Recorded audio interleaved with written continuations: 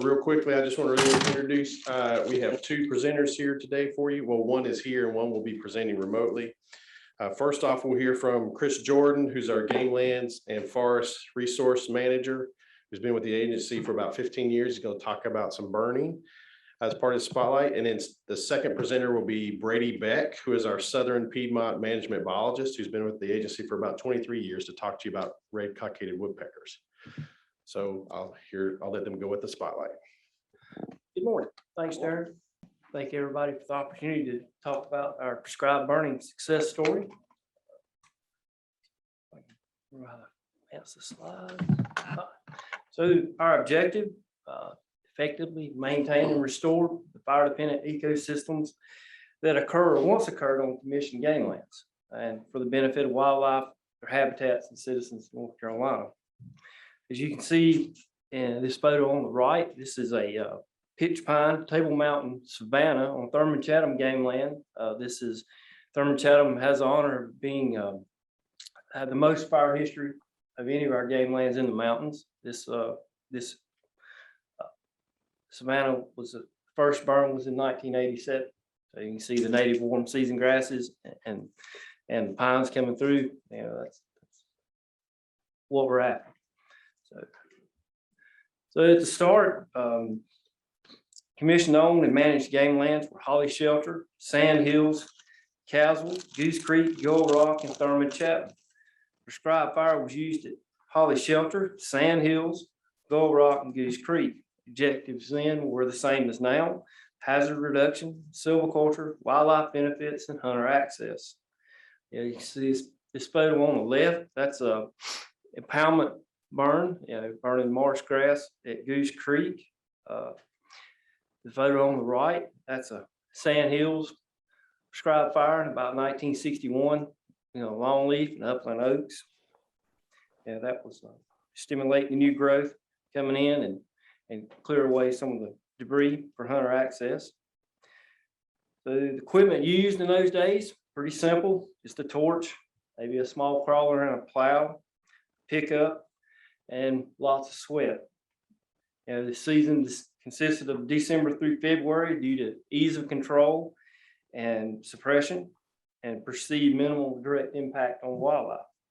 In the late 80s and early 90s, research was starting to show that oaks and their associated forest types in the Piedmont Mountains benefited from periodic prescribed fire.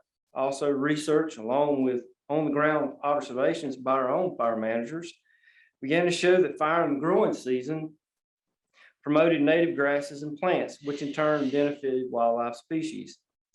Due to this, or because of this new knowledge, fire managers at the time began experimenting with prescribed fire in upland hardwood pine stands in the mountains of Piedmont and burning outside the dormant season. In and around 2000, after wild turkey restoration had been completed, and with the increases in available personnel that allowed, the acreage increased and the season was extended. And with the help of the partners that you see in the slide, we were able to initiate landscape level burns where possible.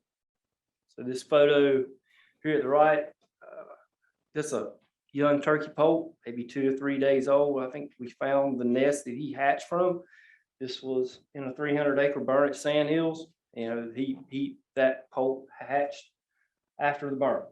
Some of the specialized equipment that has made our program a success. We have a drone that aids in ignition and suppression, monitoring and suppression. This is another fire at Sand Hills.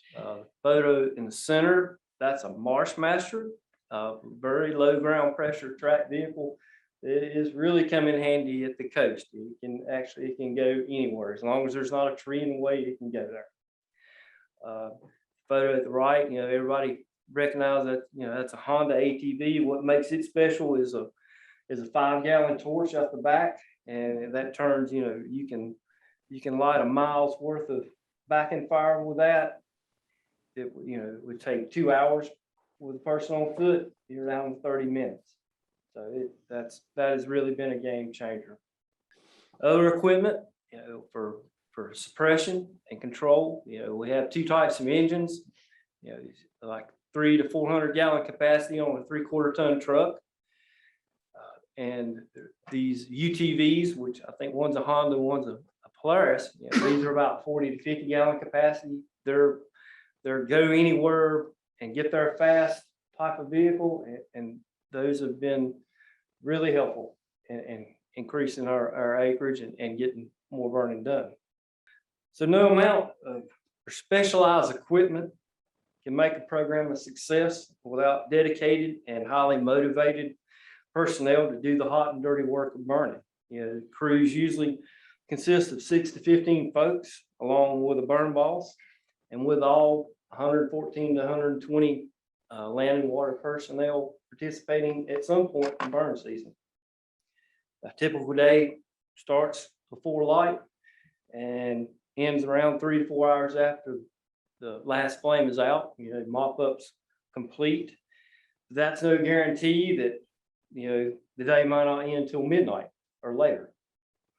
So this photo here, this is a Piedmont Mountain personnel on the Party Rock fire in 2016, when we assisted North Carolina Forest Service with all the wildfires in the North Carolina mountains.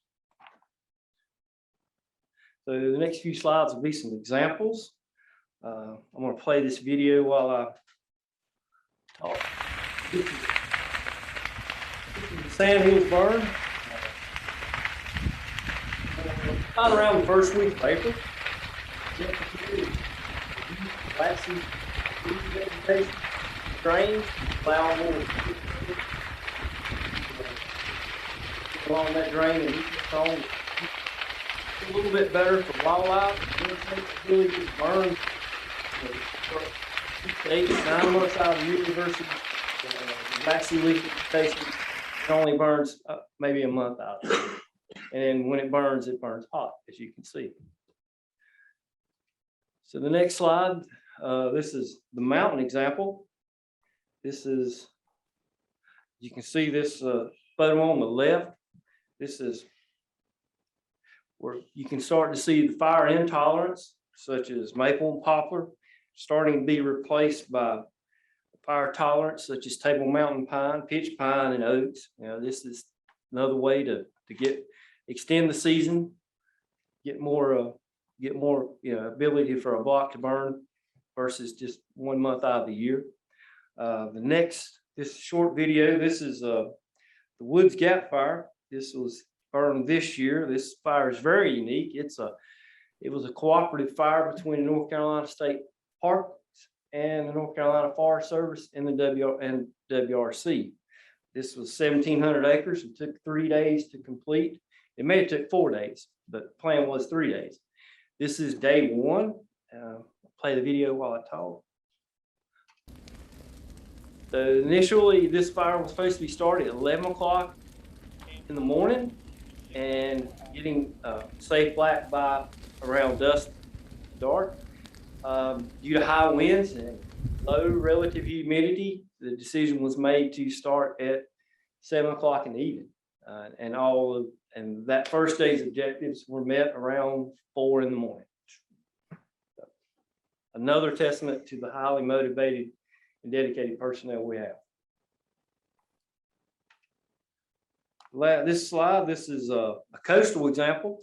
This is a initial burn at Carteret County Game Lands and with Salters Creek tract. This is a very unique burn. It had marsh and uplands. So marsh rejuvenation from the burn, aiding restoration of black rail habitat, and in the uplands, restoration of a longleaf savanna. So, our program is not without its challenges. The first one being the wildland urban burning in the wildland urban interface. That's where houses, schools, any sort of structures right up against our fire lines. So you can see this photo, the time sequence. This is Holly Shelter Game Land, an out piece. It started in 93. 93, it was a dirt path. In 2010, it started to have houses.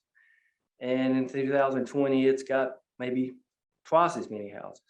So, it's risk mitigation on our part. We're looking at the weather conditions on the day of the burn, trying to keep pressure off this type of development. We increase personnel and equipment for patrol and suppression in case fire does happen to pop over on where we don't want it. And I would say that, some units, a lot like this one, where the risk is too great, along with the heavy, high potential fuel types that occur on Holly Shelter game lands. We can't get to these blocks anymore safely.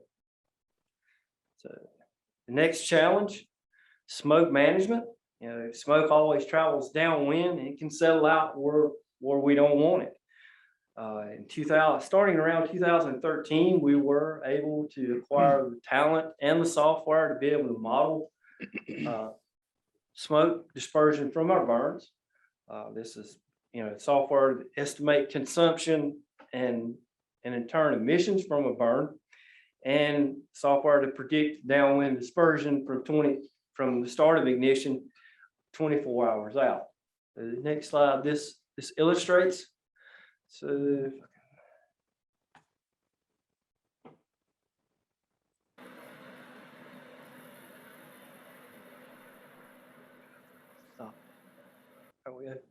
So this is a Google Earth run of smoke modeling.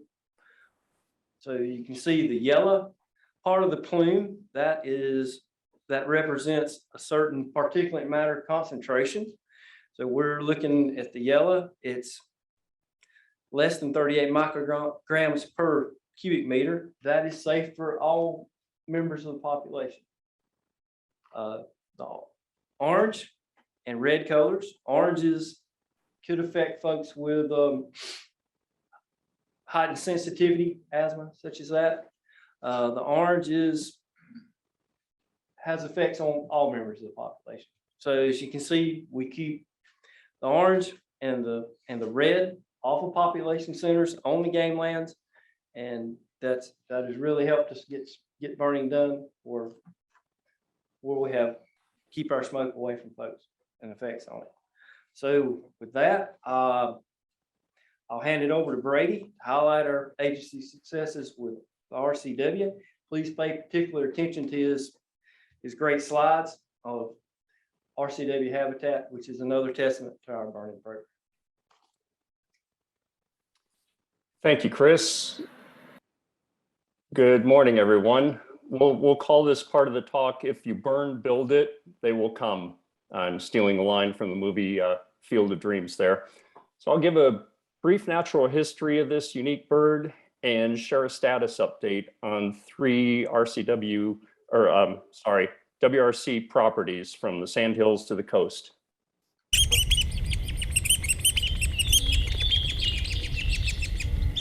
So this short video clip shows an adult red-cockaded woodpecker feeding a young male nestling the day before it left the nest. The red-cockaded woodpecker, or RCW as we'll refer to it from here on probably, was listed as federally endangered in 1970. It is unique among woodpeckers in that they excavate their nesting and roosting cavities in live, old pine trees. Each cavity can take from 2 to 12 years to complete. RCWs maintain a sappy, sticky resin flow around the entrance to their cavities, like the photo on the right. This acts as a barrier to deter predators like rat snakes. Note as cooperative breeders, family groups can contain from 2 to 6 adults. Cavity trees defended by one family group is called a cluster. RCW populations across North Carolina and the entire Southeast declined into the 1990s. Frequent fire every 2 to 3 years in much of the Southeast is required to maintain and improve their habitat. And if RCWs are present, it's usually an indicator of high quality open pine habitat, like the photo below. We'll start off in the Sandhills. In response to declining RCW populations, the first of its kind NC Sandhills Conservation Partnership was formed in 2000 to meet shared recovery goals. This diverse group included representatives from DoD Fort Bragg, U.S. Fish and Wildlife Service, Wildlife Resources Commission, Nature Conservancy, and everyone else doing RCW management in the Sandhills. Active cluster numbers on Sandhills game land increased from 128 in 1992 to 210 in 2021. Sandhills game land acreage increased from 55,000 acres to 65,000 acres in that same period due to commission and partnership support. Artificial cavities like this insert, developed by retired biologist David Allen, were installed in the 90s and 2000s and fueled population growth and retention of active clusters. Growing season fires and selective timber thinning also continue to open up new habitat. More timber stands are also now reaching the age roughly 100+ years old, where birds can create their own natural cavities. So this is a busy map, but remember, green is active cavities, red represents inactive cavities, and the darker shades of gray represent new land added to the Sandhills game land. RCW monitoring beginning in 1980 on Sandhills game land, Western Fort Bragg, and Southern Pines Pinehurst provides data for the longest running study of any vertebrate species on the planet. Next, we'll move a little bit further east to the Holly Shelter game land. This game land has shown modest population growth over the last 20 years, increasing from 34 to 37 active clusters. Increased use of prescribed fire and artificial cavities contributed to population growth and stability. However, increasing development along Holly Shelter boundaries, as Chris discussed, will impact management of RCW habitat. And finally, we'll head even further east to the edge of the Pamlico Sound to Alligator River game land and the tract known as Palmetto Pear Tree Preserve, or P3. This property was an NCDOT red cockaded woodpecker management mitigation site. It was transferred to Wildlife Resources Commission. The RCW population has increased from 26 to 33 active clusters since the year 2000.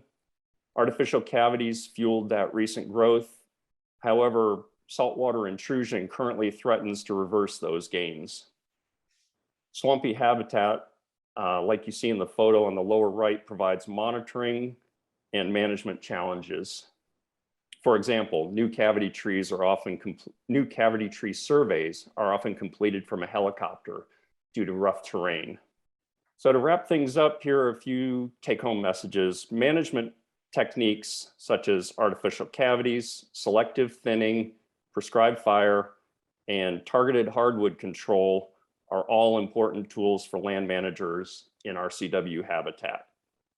We should continue to manage timber stands for old trees to provide the best nesting and foraging habitat. Now, RCWs are known as a conservation reliant or conservation dependent species, meaning that they will continue to require frequent fire to maintain habitat and artificial cavities for nesting or roosting until timber stands mature. Good RCW habitat management benefits an entire suite of other rare plants and animals, including rare lilies, Venus flytraps, northern pine snakes, and Carolina gopher frogs. And the threats to continued RCW population growth include development adjacent to conservation lands, fire suppression, saltwater intrusion, and incompatible forestry practices. Through both talks, we emphasize the critical role of partnerships play in the conservation work we do. Maintaining and strengthening these partnerships will be critical moving into the future. That's all I have. Do you have any questions for either of us? Are there any questions or comments from any of the commissioners? Go ahead, Tom. So how long does it take to make those cavities and put one in a tree? So, Make a nesting site in a tree. so artificial cavities can take as little as 30 minutes to make one cavity. And it's basically 23 to 25 feet off the ground with a chainsaw, and you cut a 4x6 by 10-inch chunk out of a live pine tree and insert that box that I showed in the slide, and the birds will take to them sometimes that evening. Natural cavities take much longer because the birds have to excavate through the sapwood of the tree. Commissioner Alexander, do you have a question? Yes, back to the burning. Did you indicate that you start fires with the drone? Did I Yeah, hear that correctly? Yeah.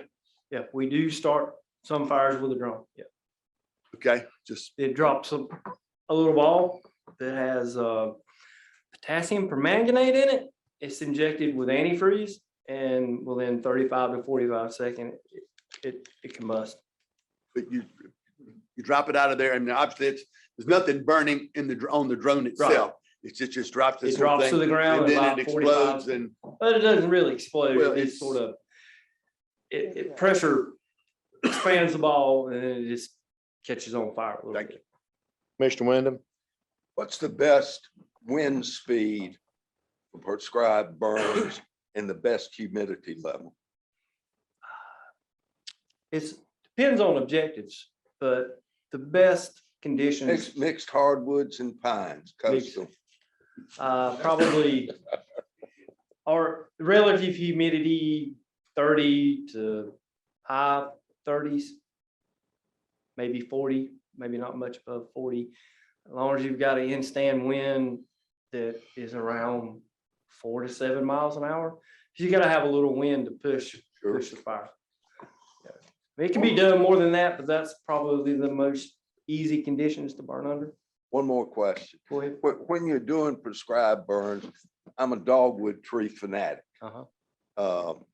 How do you do your burns without going around with a blower and blowing around the base of all your dogwoods for So 350 acres? dogwoods are unique that their leaves do not burn. They're not as flammable as oak or pine.